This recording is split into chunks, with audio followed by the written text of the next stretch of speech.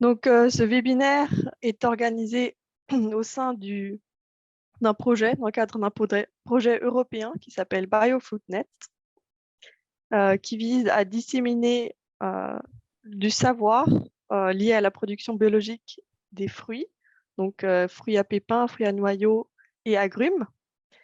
Et on a organisé donc maintenant une série de cette semaine pour vous présenter les cours en ligne qu'on a préparés. Donc aujourd'hui, on vous présentera les ravageurs et maladies dans la culture des pommes biologiques. Et ça sera Claude-Éric Parvot du GRAB qui vous présentera les ravageurs aujourd'hui. Il travaille donc au GRAB, c'est le groupe de recherche en agriculture biologique qui est basé à Avignon, dans la Drôme. Et Claude-Éric, il travaille depuis presque 15 ans. Et lui, il est basé dans une station expérimentale un peu en dehors. Voilà, donc Claude-Éric, je te passe le mot. Merci Clémence, bonjour à tous. Donc, je suis basé dans la Drôme sur le site de Gautron et le GRAB est basé à Avignon dans le Vaucluse, pas dans la Drôme. Et du coup, il y a donc voilà, le site principal à Avignon et je suis basé sur une antenne expérimentale à Saint-Marcel-et-Valence, dans la Drôme à Gautron. Donc, bonjour à tous. Donc, je vais vous présenter un petit diaporama qui a été préparé dans le cadre de ce projet sur les ravageurs du pommier. Alors, ce diaporama a été préparé par plusieurs partenaires du projet européen, notamment Stine Jacobsen, que je tiens à remercier, et aussi Clémence, qui a participé, ici présente, qui a participé donc à l'élaboration de ce diaporama. Donc, l'objectif, c'est de vous présenter rapidement les principaux ravageurs du pommier en agriculture biologique. Donc, on a retenu 5 ravageurs pour ce cours en ligne. Le puceron cendré du pommier, le puceron lanigère du pommier, le carpocaps de la pomme, l'oplocampe du pommier et l'anthonomme du pommier. Donc, je vais parcourir ces ravageurs les uns après les autres. Je vais vous présenter un peu leur aspect, leur cycle de vie,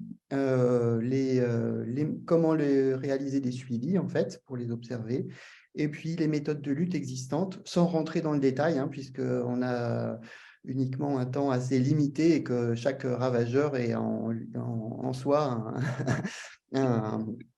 vraiment. Ça y est, on doit voir le son. On peut vraiment en dire beaucoup pour chaque ravageur. Donc, je vais commencer par le puceron cendré du pommier. Donc, vous avez sans doute vu, si vous êtes promené dans des vergers de pommier, ce ravageur. C'est un petit puceron qui mesure 1 à 3 mm, qui a un aspect brun, gris et cendré. On l'observe principalement lorsqu'il réalise des dégâts sur les feuilles. Vous avez sans doute vu des feuilles enroulées et en dépliant ces feuilles, on peut le voir à l'intérieur. C'est un petit puceron donc, qu'on observe à partir de la mi-mars, qui commence à se multiplier à ce moment-là. En fait, les fondatrices qui sont présentes dans le verger vont établir des colonies. Et c'est ces colonies, en fait, il va y avoir 3 à 8 générations qu'on observe entre mi-mars et mai qui vont provoquer des dégâts. Donc ensuite, si on regarde un petit peu le cycle de vie, en fait, les pucerons vont migrer vers un hôte, le plantain, et vont continuer en fait leur reproduction asexuée.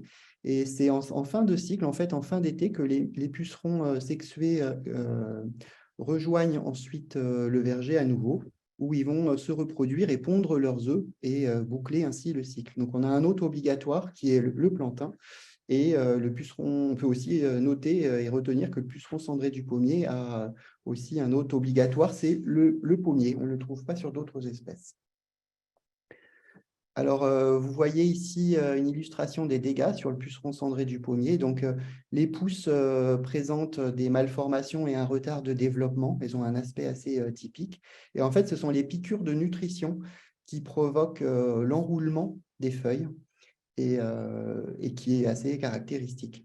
Au niveau des fruits, en fait, on a vraiment des malformations et les fruits sont plus petits Et voilà, ce n'est pas des dégâts superficiels, hein, on a vraiment une baisse de production et une malformation des fruits qui est très importante. On peut aussi noter que comme beaucoup de pucerons, en fait, il y a une production de miella qui peut être abondante et qui va endommager directement en fait, la végétation ou qui va permettre le développement de champignons saprophytes. Vous avez entendu peut-être parler de la fumagine, donc un champignon noir qui va se développer et qui laisse des traces sur les fruits et sur les feuilles qui peuvent devenir presque noires, très, très foncées. Alors, pour suivre le développement et la colonisation du puceron cendré au verger, en fait, il s'agit de réaliser des observations régulières en fait, dès le début du printemps. Et ce sont des observations visuelles en fait, des colonies dans les feuilles enroulées qui doivent être réalisées pour voir si le puceron cendré s'est implanté ou pas, à la fois au niveau des pousses longues et des pousses courtes, hein, les pousses de rosette qui vont porter les fruits. Au niveau des mesures préventives qui peuvent être réalisées pour lutter contre ce ravageur, donc il y a un ensemble de mesures qui peuvent être réalisées. Les premières, c'est de favoriser en fait les populations de prédateurs. Il y a pas mal de prédateurs qui sont assez efficaces en fait pour limiter les dégâts, limiter les populations de pucerons cendrés et par là même limiter les dégâts. Donc, notamment l'établissement de bandes fleuries, de haies, de couverts végétaux aussi qui vont favoriser des ressources, qui vont augmenter les ressources pour les prédateurs et permettre aux prédateurs de d'y séjourner. Et comme vous voyez aussi sur la photo, les mésanges sont des très bons prédateurs en fait, et donc les nichoirs à mésanges peuvent favoriser la régulation naturelle. Parmi la méthode de lutte aussi, on peut éviter la reproduction sexuée qui a lieu à l'automne en provoquant une chute anticipée des feuilles avec du chélate de cuivre, par exemple, ce qui va permettre de limiter les sites de ponte au verger et donc de limiter les dégâts. Le kaolin aussi permet de perturber pardon, le vol de retour et donc peut être utilisé. Parmi les méthodes, les mesures directes, on peut évidemment éliminer les pousses infestées au printemps. C'est une méthode assez longue, mais qui est efficace. Et donc, parmi les principes actifs qui sont utilisés, donc comme j'ai bien indiqué sur la diapositive, hein, il faut toujours vérifier les autorisations en cours pour les produits matières actives dont je vais parler. Mais l'extrait de Nîmes, par exemple, en France, qui dispose d'une autorisation de dérogation pour cette année. Et puis les huiles minérales, les savons et les pyrètres aussi constituent des matières actives qui sont efficaces contre le puceron cendré. Donc, je vais vous parler maintenant d'un autre puceron, le puceron lanigère du pommier. Alors, c'est un puceron, cette fois-ci, vous avez peut-être vu à travers les laines, en fait, assez caractéristiques qu'il laisse dans le verger. Donc, vous avez peut-être déjà vu, c'est un puceron que vous avez sans doute déjà vu. Donc, il passe l'hiver sur les pommiers et les nymphes deviennent actives en début avril. Donc, à la floraison, les premières colonies peuvent être observées. Et après la chute physiologique des fruits, donc les pucerons se dispersent. Alors, vous avez les formes ailées et les formes qui sont aptères. Donc, ici, vous pouvez voir sur la diapositive la forme aptère et la forme ailée de ce puceron. Donc, il y a les formes ailées qui se propagent aux autres arbres et les nymphes donc, qui vont se propager par les branches ou par le vent dans le verger. Au moment de la récolte, donc les femelles pondeuses sans ailes sont formées et vont hiverner et ensuite former les générations suivantes. Alors, c'est un puceron qui provoque en fait qui a des laines en fait comme ça assez des soies caractéristiques blanches et vous en verrez particulièrement alors au niveau des plaies de taille et également au niveau des racines, des branches et des tiges. Mais c'est vraiment au niveau des plaies de taille qu'on l'observe en général le plus facilement.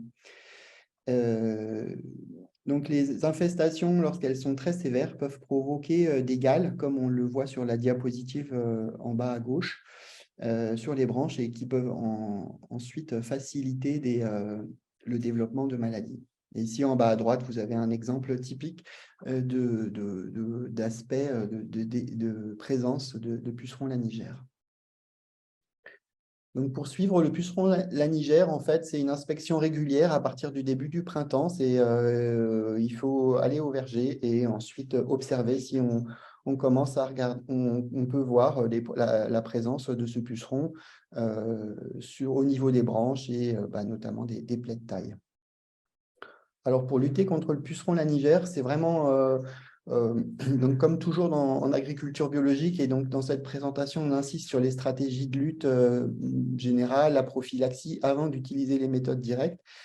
Ici, c'est vraiment particulièrement le cas pour ce puceron-là, puisque les méthodes qui permettent de limiter sa présence et d'anticiper sont plus efficaces que les méthodes de lutte directe.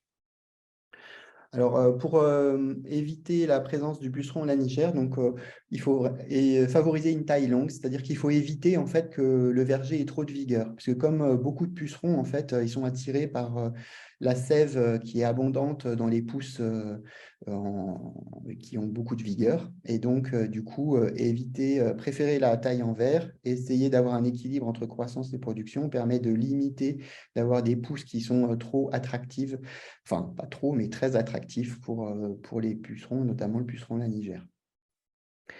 Donc, il y a un ensemble ensuite de prédateurs qui qui peuvent limiter la présence du puceron lanigère au verger. Donc, il y a notamment un parasitoïde spécifique du puceron lanigère, Aphelinus mali, qui est en général naturellement présent dans les vergers, qui a été introduit en fait il y a très longtemps en France et qui est maintenant considéré comme quasiment autochtone. Mais cela dit, c'est un parasitoïde qui est assez sensible, comme beaucoup de parasitoïdes, aux éventuels traitements phytosanitaires, notamment au soufre. Donc, les traitements au soufre ont en général tendance à le faire fuir. Les forficules sont des très bons. Les forficules ont intérêt d'arriver assez tôt. Et c'est des très bons ravageurs du puceron lanigère. Alors, ce qui est intéressant, c'est par exemple, de coupler, on a observé qu'un enherbement sur le rang permettait d'avoir un effet intéressant en fait dans les vergers conduits en AB. Pour limiter le puceron lanigère, c'est à la fois de limiter en fait les pics de croissance, parce qu'en fait la, la minéralisation de l'azote et une partie de l'azote qui est absorbée par le couvert, et donc on a moins de pics de croissance au niveau du verger. Et également, c'est un refuge pour les forficules. Donc, l'enherbement du rang peut être intéressant dans certaines conditions. Ensuite, je voulais aussi mentionner que les porte-greffes le choix du porte-greffe peut être intéressant. Souvent, la plupart des vergers de pommiers sont greffés sur du M9, qui est très sensible au puceron lanigère. Donc là encore, méfiance. Le M7 est un peu moins sensible. Et on a les MM106, par exemple, qui est lui résistant au puceron lanigère. Donc, il ne confère pas sa résistance en fait à la variété, mais il reste intéressant, ça peut rester intéressant dans les situations où la pression est très forte. Cela dit, voilà, il a aussi d'autres inconvénients que le M9 n'a pas. Alors, parmi les méthodes de lutte directe, les méthodes les plus pratiquées, c'est les huiles, coupler une huile minérale avec du soufre en automne après la chute des feuilles. Le kaolin, les savons de potassium aussi ont été testés et ont une efficacité, mais qui reste relativement limitée. Et également Beauveria bassiana, donc un champignon pathogène pour les insectes. Donc je passe maintenant au Carpocaps de la pomme. Alors, le Carpocaps de la pomme, c'est ce petit papillon que vous pouvez voir ici sur cette diapositive. Donc, il a une tache caractéristique. Alors, vous avez sans doute plutôt vu les dégâts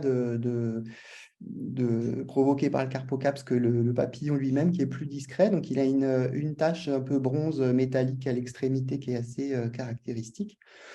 Et alors, si on regarde un petit peu son cycle de vie, en fait, les adultes se pondent à la surface des feuilles au début du milieu du printemps.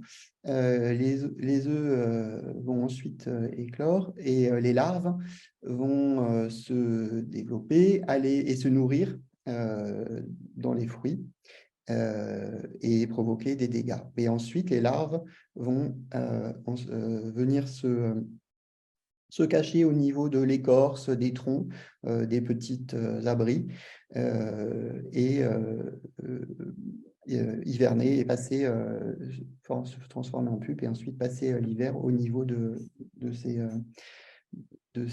troncs ou de ces abris. Alors, ça, c'est le cas où on n'a qu'une seule génération, ce qui est rarement le cas. En fait, dans le sud-est de la France, par exemple, on a jusqu'à 3, voire 4 générations de Carpocaps.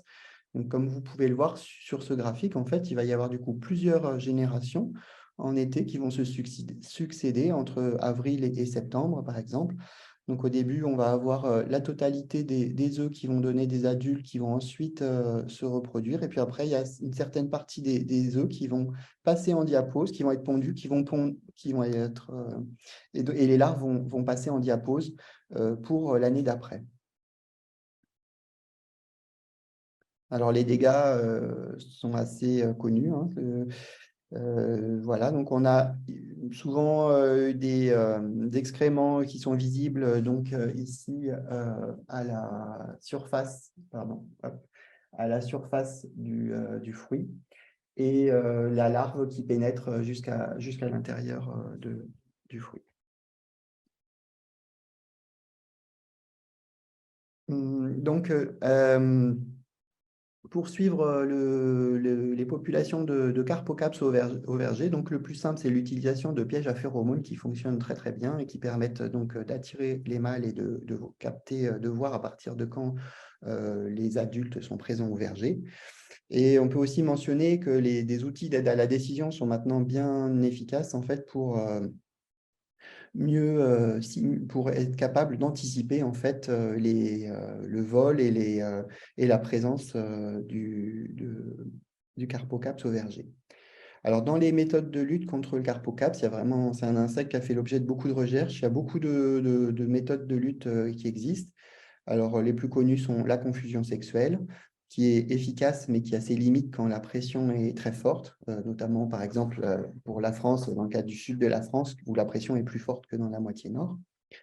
Les filets anti-insectes, hein, vous avez notamment les filets Alcarpo, pour ceux qui connaissent. Voilà, c'est un type de filet anti-insectes qui s'est beaucoup développé et qui sont vraiment efficaces et qui ont permis dans les vergers très touchés d'être une solution pour continuer la production de pommes sans trop avoir géré de dégâts importants. L'élimination des fruits infectés est aussi importante. Favoriser et préserver les ennemis naturels sont importants, notamment, je pense aux chauves-souris qui ont un rôle de régulation qui sont importants. Ici, sur la photo, vous avez un exemple de nichoir à chauve-souris ici, et qui permettent d'assurer une partie de la régulation.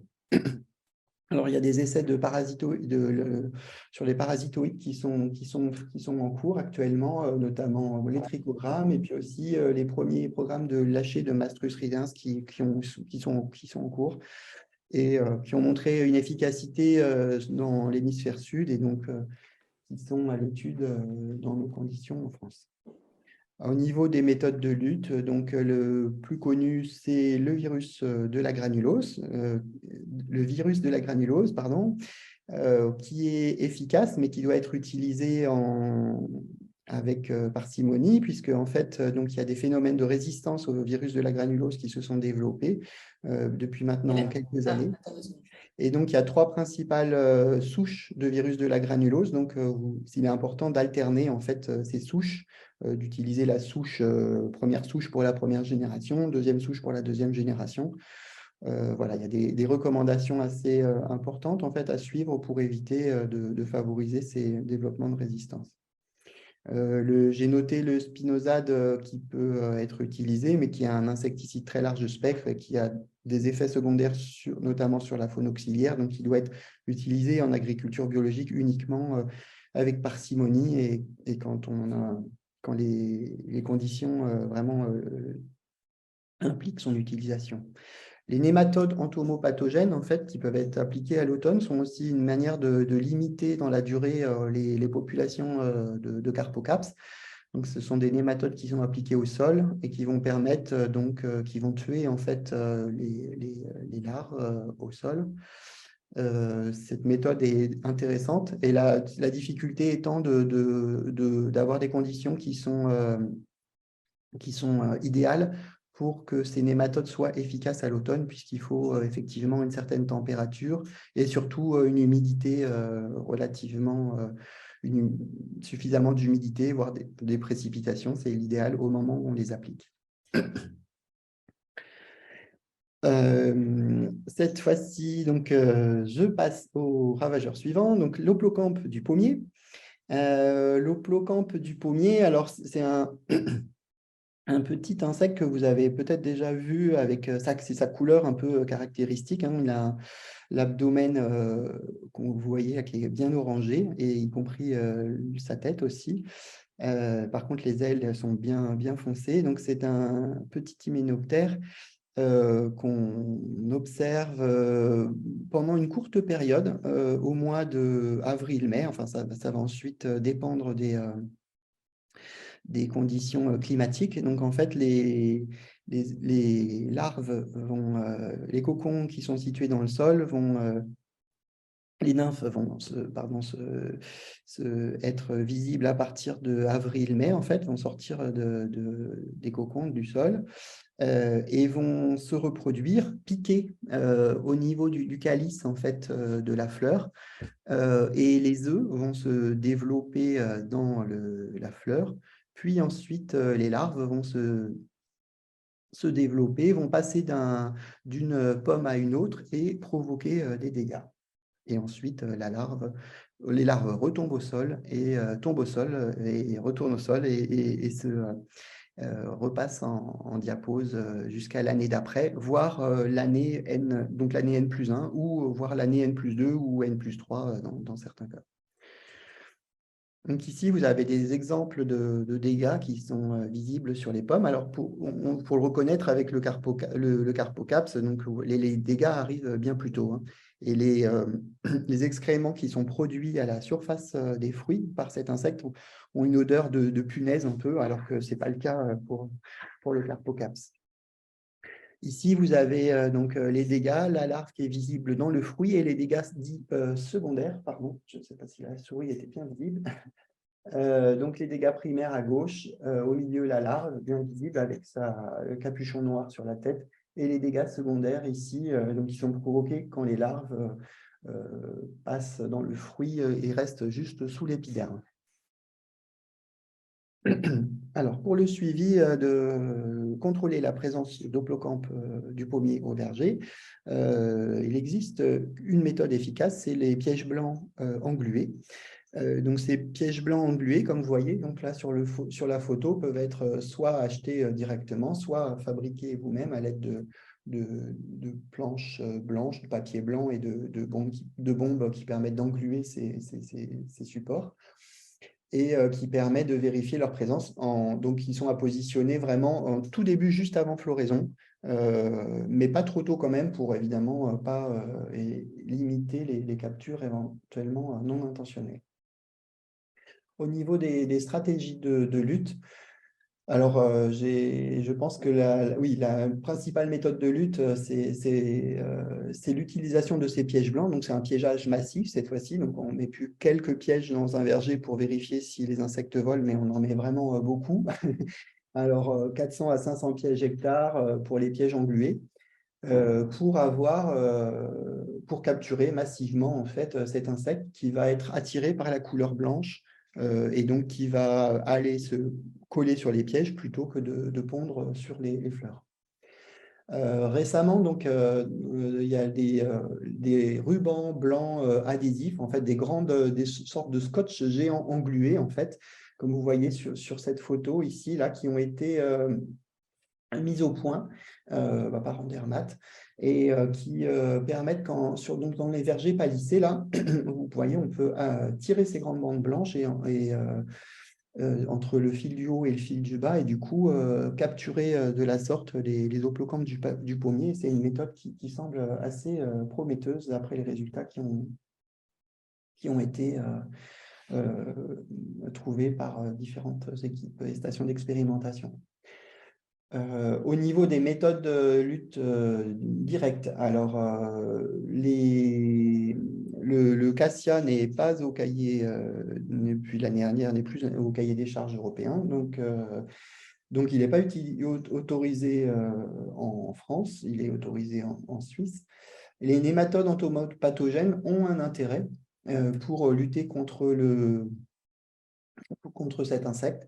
Les premiers résultats en test ont montré qu'il avait une efficacité, mais là encore, c'est encore plus délicat que pour le carpocaps. Le positionnement de l'application des nématodes reste vraiment assez délicat, puisqu'il faut les positionner vraiment quand les larves retombent au niveau du sol, avant qu'elles pupent et qu'elles se transforment en pupe. Et donc, du coup, la fenêtre d'application est vraiment est assez limitée. Et voilà, c'est encore les essais en cours, les essais continuent. Donc, avant de perdre ma voix, je vais passer au dernier ravageur pour aujourd'hui. Donc, je vais vous parler de l'antonome du pommier, donc un joli petit cucurionidé que vous voyez ici, là, sur la photo, l'adulte et la larve. Donc, c'est un insecte qui mesure 4 à 6 mm. Et vous voyez son cycle de vie sur la partie droite de la diapositive. Donc, en fait, lui, il va passer l'hiver sous forme d'adulte, où il va se cacher dans les troncs, les écorces, où il sera quasiment invisible. C'est un insecte qui est très discret, donc qui n'est pas facile à voir sous sa forme adulte. Au printemps, donc en fait, les adultes vont, à partir du moment où la température sera suffisamment élevée, ils vont reprendre leur activité. Les adultes vont se reproduire, ils vont piquer les bourgeons à fleurs, comme vous le voyez là au niveau de la diapositive, au niveau du 2. Et ensuite, les œufs vont être pondus et les œufs et les larves vont dévorer en fait l'intérieur des bourgeons, ce qui fait qu'en fait, lorsque la floraison intervient, on va avoir des bouquets il va y avoir des bouquets en fait de fleurs sur lesquels il va y avoir des fleurs qui manquent, et on aura un aspect caractéristique dit en clou de girofle, où on a des dégâts en fait, où les pétales ne s'ouvrent pas, sèchent, commencent à s'ouvrir et sèchent, et ça a cette forme caractéristique de clou de girofle. Ensuite, les adultes vont rester dans le verger en été, en se cachant souvent à l'abri de la chaleur sous le feuillage ou dans les écorces, et ensuite vont hiverner quand l'hiver arrive.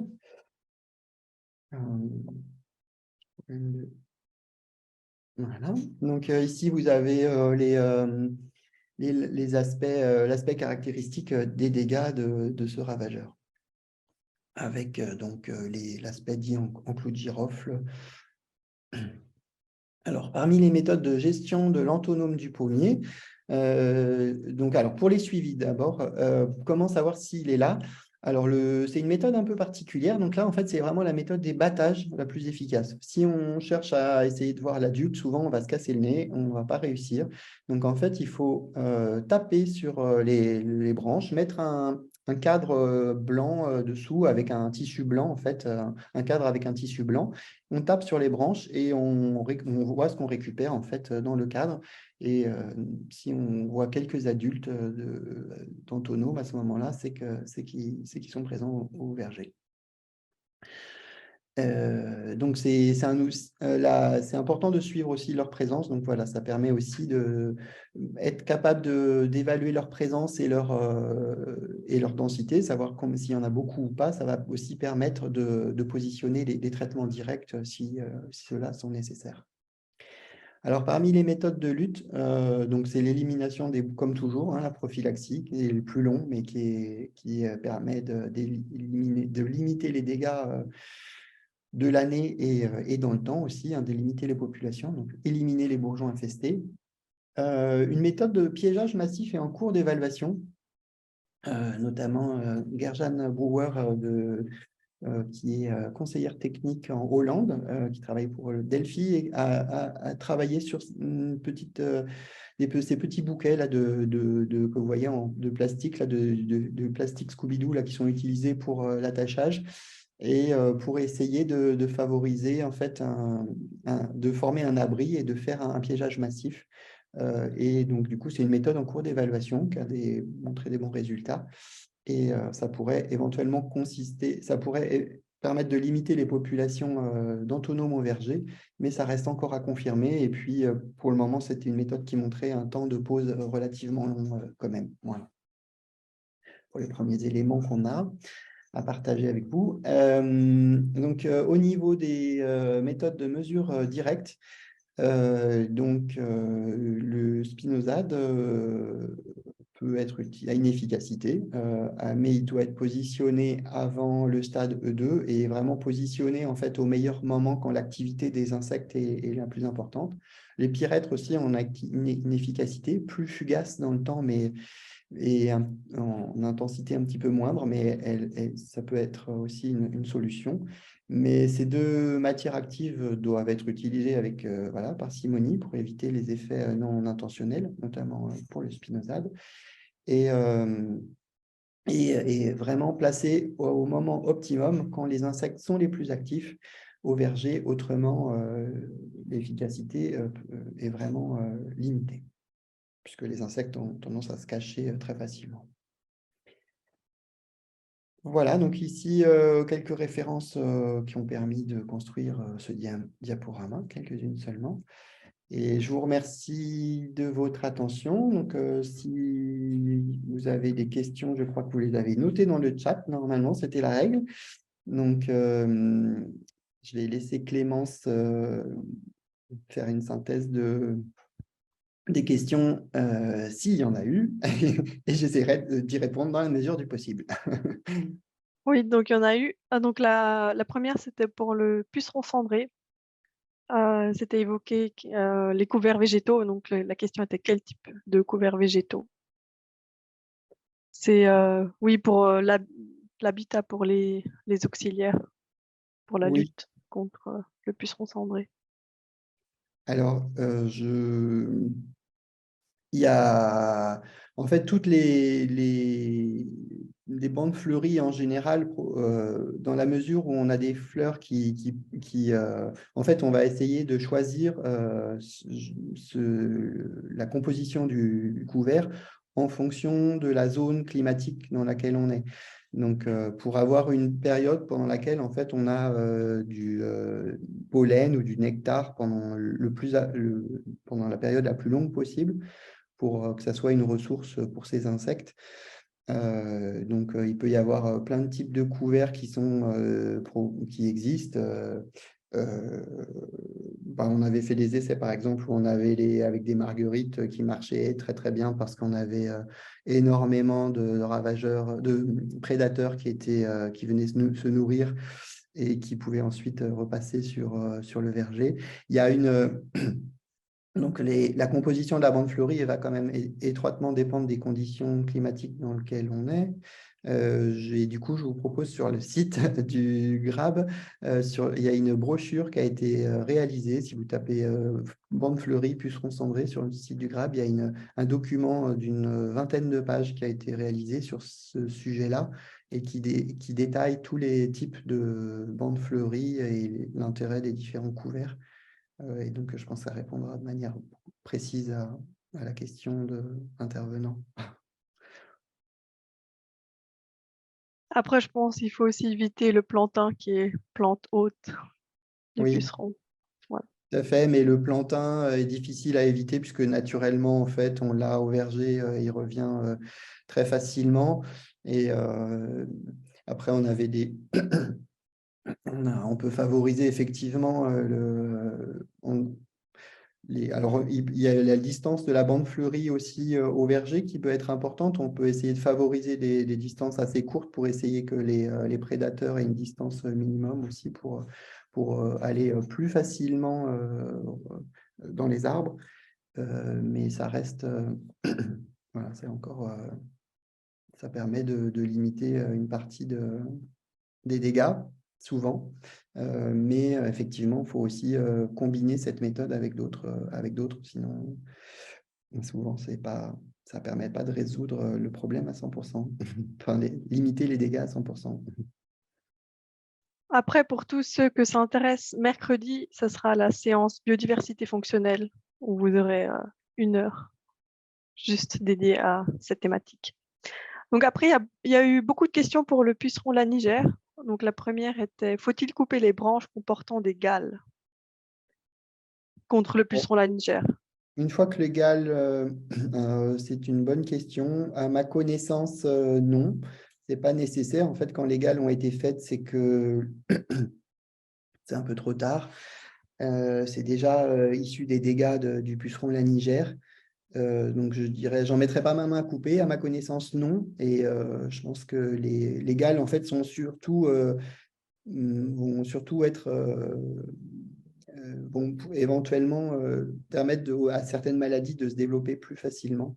Mais c'est la présence du puceron lui-même qu'il faut limiter, mais pas légal. Une fois que les gales sont là, c'est un petit peu, c'est les conséquences de sa présence et de son activité à un niveau important. Mais c'est voilà. Donc la prochaine était, est-ce que le porte-greffe M111 est un porte-greffe qui est tolérant au puceron laniger? Alors, ça, c'est une bonne question. Le M111, je ne sais pas. Par contre, si la personne qui a posé cette question participe au cours demain sur le poirier, Gilles Libourel pourra vous répondre à cette question puisque il maîtrise très bien le sujet, beaucoup mieux que moi. Donc, je connais quelques porte-greffes, mais pour celui-ci, je ne sais pas, donc je ne veux pas vous dire de bêtises. Ou sinon, vous pouvez m'envoyer un mail et je vous répondrai si vous n'êtes pas présent demain. Après, est-ce que le badigeonnement de glu fonctionne aussi contre le puceron laniger? Non. À ma connaissance, non. À ma connaissance, non. Pas, Quel- pas en tout cas, il n'a pas été mentionné dans les méthodes de lutte et je ne pense pas que ça puisse suffire. Enfin, voilà, donc je ne pense pas qu'il soit efficace parce que je ne l'ai pas vu effectivement mentionné dans les méthodes de contrôle. Bah, c'est surtout efficace quand le ravageur migre en fait Mais de ça l'arbre suffit au pas. sol. En fait, Mais là, mais il là faudrait comme il... maintenir de la glu en fait, pour éviter que l'efficacité de la glu est de l'ordre de 3 semaines à peu près, la glu bio.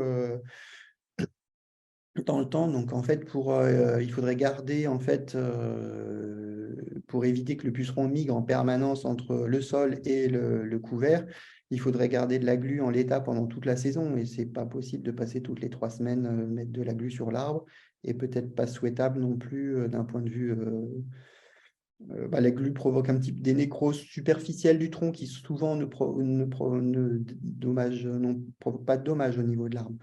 Mais j'ai jamais entendu parler d'exemples où il y a effectivement de la glu en permanence sur le tronc. Là, effectivement, ça va obstruer la respiration au niveau du tronc et faut éventuellement anticiper les dégâts potentiels. Oui, ce qui reste le plus efficace encore en bio, c'est les parasitoïdes. Donc, Oui, il faut oui. favoriser effectivement un maximum les parasitoïdes pour le puceron laniger. Essayer d'utiliser du soufre avec parcimonie pour favoriser la présence d'Aphelinus mali. Favoriser la présence du forficule, qui sont des bons prédateurs. Et puis, limiter voilà, les pics d'azote. Et les solutions avec des méthodes de contrôle direct, en fait, constituent un peu à décaper, en fait, un peu la surface de, du bois sur les arbres. Mais en fait, quand on fait ça, on décape aussi en même temps les auxiliaires, puisque malheureusement, Aphelinus mali, par exemple, ou les autres parasitoïdes, ils sont aussi sensibles à ces méthodes. Donc, Utiliser des grosses quantités de soufre ou d'huile, ensuite, ça peut marcher, mais c'est un peu à court terme et ça ne résout pas le problème. Donc, Oui, effectivement. d'ailleurs, quelqu'un a demandé quel est le dosage mélange huile-soufre. Alors, pour ces questions-là, je ne répondrai pas de manière générale. Je, si vous voulez, vous pouvez me contacter, puis ensuite, je peux vous répondre, mais je ne donnerai pas de préconisation comme ça générale pour ces produits-là et je ne suis pas le mieux. La personne la plus compétente pour ça. Je pense qu'à ce moment-là, il faut voir directement en fonction de la pression et avec quelqu'un qui connaît votre verger, un technicien qui le fera mieux que moi. Après Carpo, où en sont les recherches sur l'efficacité de l'eau sucrée dans la lutte contre le carpo? Alors, du coup, effectivement, il y a un ensemble de travaux qui ont été faits, notamment en France et aussi par Sophie Joy-Ondey, une collègue du GRAB, donc qui ont montré qu'on peut avoir, on a une efficacité qui a été, donc il y a des travaux qui ont été faits avec une université aussi qui ont montré qu'on avait dans des dispositifs expérimentaux une efficacité qui était significative. Alors, dans certaines conditions, donc, pour le moment, les travaux montrent que si l'association avec la carpovirusine ne permet pas forcément d'augmenter beaucoup l'efficacité du contrôle, mais voilà, apporte un petit plus. L'efficacité du sucre en lui-même, donc dans certains cas, il y a des résultats qui montrent que ça ne marche pas, dans certains cas, ça marche. Quand dans les essais dans lesquels on a des résultats significatifs, en fait, montrent qu'il faut faire particulièrement attention au positionnement du sucre, en fait, de le placer très tôt, parce qu'en fait, il va avoir un rôle en fait, au niveau de la reconnaissance pour la ponte, pour l'insecte. Et ces conditions en fait, qui sont encore difficiles, qui doivent encore peut-être être précisées pour être utilisées et pour généraliser l'efficacité qui est observée dans les essais les essais expérimentaux, les expérimentations. Pardon. La prochaine question est, le BT est-il toujours conseillé contre la lutte contre le carpo, dans la lutte contre le carpo? Non, alors le BT est peu utilisé, en fait, il est vraiment peu efficace. Il est souvent, quand il est utilisé au verger, c'est plutôt contre la zézère, mais la carpovirusine est beaucoup plus efficace. Donc, le BT n'est pas forcément, il y a encore, c'est vrai, il est appliqué dans certains cas. Il permet de limiter l'utilisation uniquement de la carpovirusine, mais dès que la pression est importante, la carpovirusine ayant une efficacité bien supérieure, c'est la carpovirusine qui prend le relais. Et après, la carpovirusine, elle est appliquée. Par contre, il faut la résistance aux souches de carpovirusine étant réellement une réalité sur le terrain, il faut vraiment, comme j'ai dit durant la présentation, bien faire attention au positionnement et à respecter l'alternance des souches. Donc, il y a 3 principales souches. L'ancienne, la plus classique, sur laquelle on a observé le plus souches d'origine mexicaine, qui a été en première à être appliquée. Et ensuite, deux autres souches donc, qui sont présentes dans les produits commerciaux disponibles. L'utilisation de poules pour la lutte contre le carpo, est-ce une bonne idée? Oui, c'est pas une mauvaise idée en tout cas, je dirais. Effectivement, il y a beaucoup d'essais qui sont en cours sur cette thématique. Donc, les poules sont des bons prédateurs naturels qui vont avoir tendance à diminuer les populations, effectivement. Bon, j'aurais tendance à dire que oui, effectivement, ça diminue les populations. Après, on n'a pas forcément, c'est pas parce qu'on diminue les populations du ravageur qu'on a forcément des effets qui sont très visibles au niveau des dégâts. Donc, pour le moment, j'ai pas sur le Carpocaps, j'ai pas d'exemple en tête de chiffres. Mais oui, il va y avoir un effet de prédation sur les larves. Est-ce que ça sera suffisant? Ça va vraiment dépendre de la pression.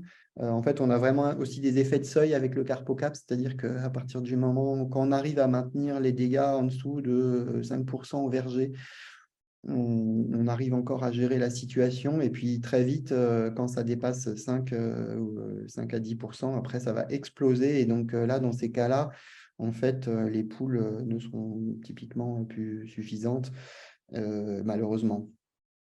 On a plus souvent des filets de protection que des poules. Mais les poules contribuent à limiter les populations. Après, on passe à l'Hoplocampe. Est-ce que les rubans blancs collants pour l'Hoplocampe ne vont pas trop attirer tous les autres insectes? Alors, c'est une question à laquelle on a essayé de répondre. On a mis en place depuis plusieurs années, dans le cadre des essais Hoplocamp qu'on a réalisés, on a fait un suivi aussi des captures non intentionnelles. Alors, en fait, les captures donc, qui vont être, parce qu'effectivement, ils sont positionnés au moment de la floraison.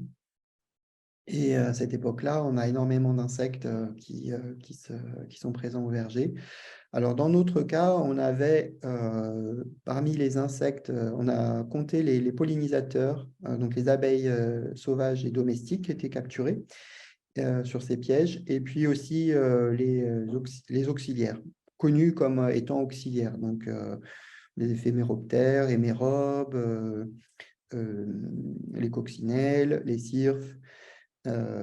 Et on avait en moyenne entre 1 à 2 insectes auxiliaires par piège et 1 à 2 pollinisateurs par piège sur la période de capture des hoplocampes, donc de 15 jours. Et au maximum, on atteignait 4. Voilà, donc ça, c'était les résultats sur un verger l'année dernière. Il y a quelques années avant, on avait le même type de résultats. Donc, nous, on a eu des résultats qui étaient très rassurants par rapport à ça, par rapport aux captures non intentionnelles. Cela dit, la nature des captures non intentionnelles, donc les pollinisateurs, les auxiliaires, va aussi beaucoup dépendre de l'environnement du verger dans lequel est positionné le piège. Et donc, on s'en est bien rendu compte en faisant un peu des essais multisites où on voyait que selon l'environnement, grande culture, bois, autres vergers, on pouvait éventuellement avoir d'autres captures non intentionnelles à ce moment-là, mais qui n'étaient pas plus abondantes. Mais voilà, donc nous, les résultats qu'on a observés sont rassurants. Parce que 1 à 2 pollinisateurs, c'est toujours trop, 1 à 2 auxiliaires aussi, c'est toujours trop, voire 4, donc je dis, c'est sûr que c'est trop, mais on s'attendait à ce qu'il y en ait peut-être un peu plus. Finalement, le blanc est quand même assez sélectif, et puis les insectes, quand la densité d'Hoplocampe est importante, ils vont vraiment couvrir le piège assez rapidement et laisser moins de place aussi pour les autres. Mais ça reste à vérifier. Si dans votre cas, l'environnement du verger fait qu'on a beaucoup de captures non intentionnelles, évidemment, c'est à éviter. Il peut y avoir un système de grille qui peut être mis autour des pièges pour éviter les captures type oiseaux qui sont très rares, ou lépidoptères, les gros lépidos, les gros papillons. Mais après, ça devient très long en temps et donc très coûteux et assez rédhibitoire. Est-ce qu'il y a des prédateurs connus des Hoplocampes? Alors, oui, un peu de régulation naturelle par les oiseaux. Et aussi, il existe, donc il y a un peu de régulation naturelle par les mésanges. Mais ça reste assez limité. Et il y a de la régulation naturelle aussi par les parasitoïdes. Donc, il y a eu un programme au Canada qui a consisté à introduire donc, ce parasitoïde dans plusieurs vergers pour essayer de mieux réguler les populations d'Hoplocampe. qui a montré une efficacité. Il y avait un bon taux de parasitisme. Donc, il y a l'Atrolestes ensator et Aptesis nigrinca, deux parasitoïdes de l'Hoplocampe, qui ont une efficacité, mais qui sont souvent observés dans les vergers non traités. Donc, c'est comme souvent le problème des parasitoïdes, hein, c'est qu'ils sont là, ils sont présents, mais ils sont souvent sensibles aux traitements qui ont lieu sur le verger, notamment au soufre. Donc, je ne sais pas en particulier pour ces deux parasitoïdes, hein, c'est une bonne question, mais on a souvent cette difficulté à avoir une régulation naturelle suffisamment importante, notamment pour des questions de traitement, mais aussi parce que parfois ils arrivent trop tard dans le cycle de développement et du coup les dégâts sont réalisés. Après, il y a une question un peu... Ouais. Quels sont les points négatifs et positifs du cuivre ainsi que ses limites? Hot topic. Oula, alors là, c'est une question large. Alors, je n'ai pas trop parlé de cuivre, hein, normalement. Je pense que vous pourrez peut-être parler de cette question dans la rubrique maladie avec Clémence. Bah, c'est ça, en Effectivement, fait, c'est le fongicide le plus efficace et le moins cher qui existe. C'est ça, en fait, le point positif. Point négatif, oui, c'est un métal lourd qui s'accumule. Après, il faut voir aussi les doses qu'on utilise. C'est plus les doses qu'on a utilisées dans le siècle dernier. Donc, tout à fait. Ouais. Donc, il a été beaucoup utilisé en viticulture dans le siècle dernier. Donc, les effets négatifs, c'est donc son accumulation dans le sol. Et puis les effets qu'il va avoir sur la vie microbienne, sur les micro-organismes et les macro-organismes du sol. Hein. C'est principalement ces effets-là qui sont négatifs, qui vont fortement dépendre des quantités déjà existantes dans le sol et aussi en partie celles qui sont appliquées. Mais effectivement, comme disait Clément, c'est vraiment important de le souligner, les quantités qui sont apportées maintenant dans le sol sont beaucoup plus faibles que celles qui sont apportées avant. Et le cuivre ayant une demi-vie très longue, dans les sols dans lesquels on a beaucoup de cuivre, et ben, c'est parti pour durer parce que il est, il est là et les méthodes de phytorémédiation, par exemple, ne sont pas encore complètement au point pour se permettre d'absorber le cuivre et s'en débarrasser facilement.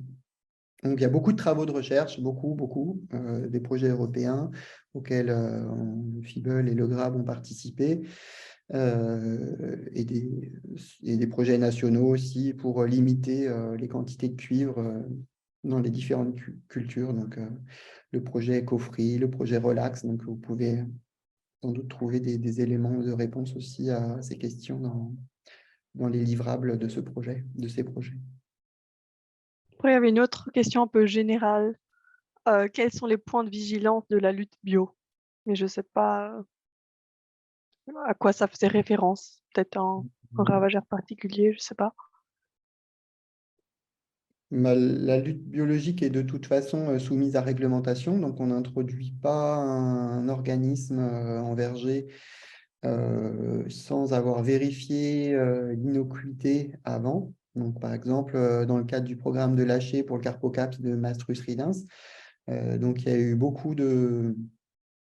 il y a eu des travaux qui ont été faits avant pour vérifier que le lâcher du parasitoïde n'allait pas provoquer plus de dégâts qu'il allait pouvoir en résoudre. Et donc là, dans le cas de ce parasitoïde, par exemple, les travaux ont pu aussi s'appuyer sur ce qui avait déjà été fait dans d'autres pays, l'expérience de d'autres pays. Donc voilà, un point de vigilance auquel je pense les États font particulièrement attention. Ça fait un programme, c'est réglementé, on n'introduit pas n'importe quel organisme et on ne le lâche pas de n'importe quelle manière. Voilà, et ensuite, tes points de vigilance dans la pratique, bah, comme je disais avant, ça va être que c'est des organismes, il faut connaître les conditions dans lesquelles ils se développent bien. Sinon, en fait, c'est très important en fait, de connaître la biologie des organismes qu'on utilise en lutte biologique. Sinon, si on ne lui propose pas des conditions dans lesquelles il va se développer, bah, l'insecte qu'on introduit va disparaître et donc ou l'organisme introduit disparaît et donc ensuite on perd le bénéfice de la régulation naturelle. Une dernière question. Est-ce qu'il y a des résultats liés à la plantation d'aliaciers au pied des pommiers ou à la pulvérisation de purin d'ail? Après, je sais pas, encore une fois, c'est plutôt une Oui, il y question a des générale. effets répulsifs. Alors, les effets répulsifs d'extrait d'ail qui ont été testés, notamment pour Drosophila Suzuki, qui ne faisait pas partie de la liste de nos ravageurs, puisque sur le pommier, c'est peut-être pas forcément le principal ravageur, mais qui s'étale tellement qu'il commence à inquiéter même, même en pomme. Donc, les effets répulsifs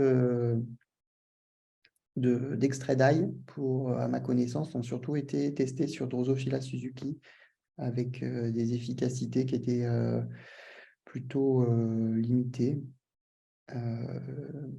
Mais je ne voudrais pas en dire plus parce que ça va dépendre des ravageurs et j'ai plus en tête exactement les détails. Donc, si la personne qui a posé cette question est particulièrement intéressée ou a une idée précise derrière la tête, qu'elle n'hésite pas à m'envoyer un mail et je lui répondrai le plus précisément possible ou demanderai l'aide de mes collègues. Toute dernière question qui vient d'être posée. Existe-t-il des méthodes de lutte spécifiques aux pépinières, aux jeunes arbres avant leur mise à fruit? Je pense aux pucerons notamment, à l'antonome. Alors, en pépinière, non, il n'y a pas à ma connaissance, je ne suis pas un expert non plus de la protection phytosanitaire en pépinière, mais à ma connaissance, non, il n'y a pas de méthode euh, en dehors des méthodes qui ont été mentionnées ici ou qui peuvent exister par ailleurs, puisque tout n'a pas été mentionné ici, hein, bien sûr. Uniquement les principales méthodes de lutte, mais c'est vrai que c'est ça qui explique la difficulté d'avoir des pépinières en bio. Donc, bon, je pense que si la personne qui a posé la question est pépiniériste, je vais peut-être pas trop l'aider en lui disant qu'effectivement, c'est particulièrement difficile, puisqu'on a des arbres qui sont très sensibles, on a la qualité des plants est importante. Et donc, effectivement, c'est une des raisons qui explique que c'est particulièrement délicat de conduire des pépinières en agriculture biologique. Mais non, il n'y a pas de méthode. Il peut y avoir éventuellement dans l'utilisation de certains produits phytosanitaires, il peut y avoir une allégation, une recommandation qui est faite pour un usage en pépinière. Donc ça, oui, effectivement, il peut y avoir, par exemple, le nombre de traitements ou le dosage qui n'est pas forcément le même. Mais ça, ensuite, ça va être à regarder ravageur par ravageur. Là, je n'aurai pas la réponse globale et enfin, précise pour cette question en particulier. Donc, je vois qu'il est déjà 10 heures, donc on va fermer cette session. Il y a une demi-heure de pause, et puis après, il y aura la session maladie. Voilà. Merci pour votre attention. À bientôt.